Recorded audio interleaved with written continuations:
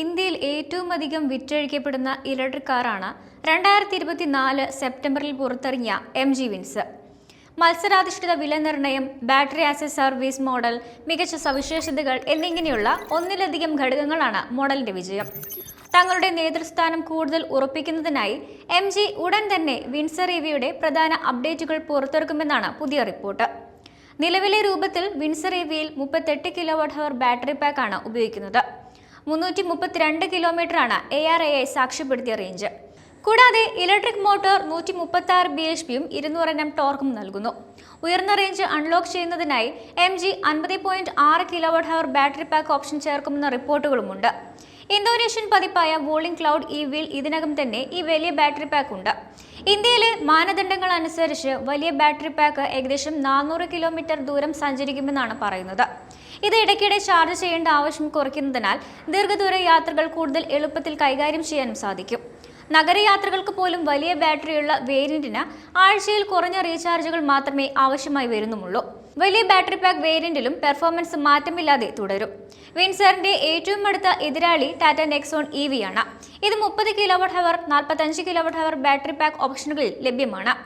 MIDC സാക്ഷ്യപ്പെടുത്തിയ ശ്രേണി യഥാക്രമം 275 കിലോമീറ്ററും 489 കിലോമീറ്ററുമാണ്. വരാനിരിക്കുന്ന വിൻസർ EV വേരിയന്റിൽ നെക്സോൺ EVയേക്കാൾ അല്പം ഉയർന്ന റേഞ്ചും പ്രതീക്ഷിക്കാം. വരാനിരിക്കുന്ന അപ്ഡേറ്റ് ചെയ്ത വിൻസർ EVയിൽ ADAS അവതരിപ്പിച്ചേക്കാമെന്ന റിപ്പോർട്ടുകളും സൂചിപ്പിക്കുന്നുണ്ട്. ഇത് ശരിയാണെങ്കിൽ എതിരാളിയായ നെക്സോൺ EVയേക്കാൾ മത്സരക്ഷമത നൽകാൻ ഇതിന് സാധിക്കും.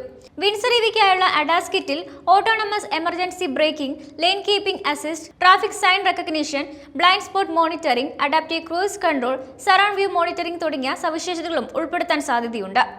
നെക്സോൺ EVയിൽ നിലവിൽ ഒരു പ്രത്യേക ADAS സ്യൂട്ട് ഇല്ല.